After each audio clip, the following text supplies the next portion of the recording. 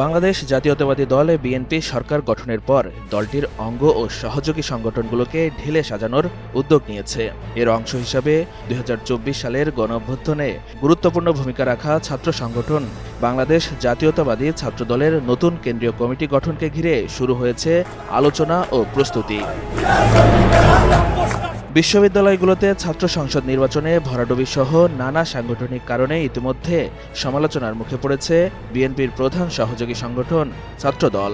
অন্যদিকে ১ মার্চ রাকিব নাসির নেতৃত্বাধীন কমিটির ২ বছরের মেয়াদ শেষ হওয়ায় নতুন কমিটি ঘোষণার বিষয়ে ইতিবাচক ভাবনা শুরু করেছে দলের হাইকমান্ড।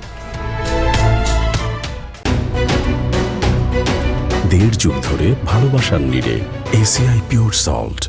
ছাত্রদলের সবশেষ ৫টি কেন্দ্রীয় কমিটির মধ্যে রাজীব আকরাম কমিটি ছাড়া বাকি ৪টি প্রায় ২ বছর মেয়াদ পালন করেছে। তাই তো বর্তমান কমিটির মেয়াদ শেষ হওয়ায় নতুন নেতৃত্ব গঠনের দাবি আরও জোরালো হয়েছে। আর তৃণমূলের নেতাকর্মীরা সিলেকশনের পরিবর্তে কাউন্সিলের মাধ্যমে নেতৃত্ব নির্ধারণের দাবি জানিয়েছেন। সভাপতি ও সাধারণ সম্পাদক এই দুই গুরুত্বপূর্ণ পদকে ঘিরে সংগঠনের ভেতরে চলছে নানা সমীকরণ, লবিং ও আলোচনা। সভাপতি পদে আলোচনায় রয়েছেন যারা সিনিয়র কমিটি হলে ঢাকা বিশ্ববিদ্যালয়ের ৭-৮ সেশন থেকে সভাপতি পদে আলোচনায় রয়েছেন বর্তমান সাধারণ সম্পাদক নাসির উদ্দিন নাসির ও সিনিয়র যুগ্ম সাধারণ সম্পাদক শ্যামল মালুম। ২০০৮-৯ সেশন থেকে আলোচনায় রয়েছেন সহসভাপতি এজাজুল কবির রুয়েল, রিয়াদ রহমান, মঞ্জুরুল আলম রিয়াদ, এইচ.এম. আবু জাফর, খুরশেদ আলম সোহেল ও সাফি ইসলাম।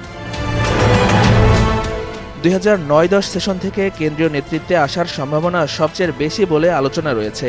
এই সেশন থেকে সভাপতি পদে আলোচনার শীর্ষে রয়েছেন ছাত্রদলের সাংগঠনিক সম্পাদক আমানুল্লাহ আমান।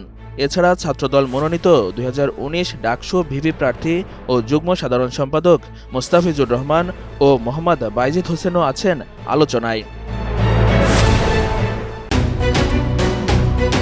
দেড় যুগ ধরে ভালোবাসার নিড়ে এসিআই পিওর সল্ট। ২০১০-১১ সেশনের নেতাদের মধ্যে আলোচনায় রয়েছেন ঢাবি শাখার ১ নম্বর সহসভাপতি আনিসুর রহমান খন্দকার অনিক। এছাড়া আলোচনায় রয়েছেন মমিনুল ইসলাম জিসান, শরীফ প্রধান শুভ, ফারুক হোসেন, মাসুদুর রহমান, আরিফুল ইসলাম এবং জগন্নাথ বিশ্ববিদ্যালয়ের কাজী জিয়াউদ্দিন বাসিত। সাধারণ সম্পাদক পদে আলোচনায় রয়েছেন যারা ২০১০-১১ সেশন থেকে সাধারণ সম্পাদক পদে আলোচনায় রয়েছেন ঢাকা বিশ্ববিদ্যালয় ছাত্রদলের সভাপতি গণেশ চন্দ্র রায় সাহস ও মাসুম বিল্লাহ।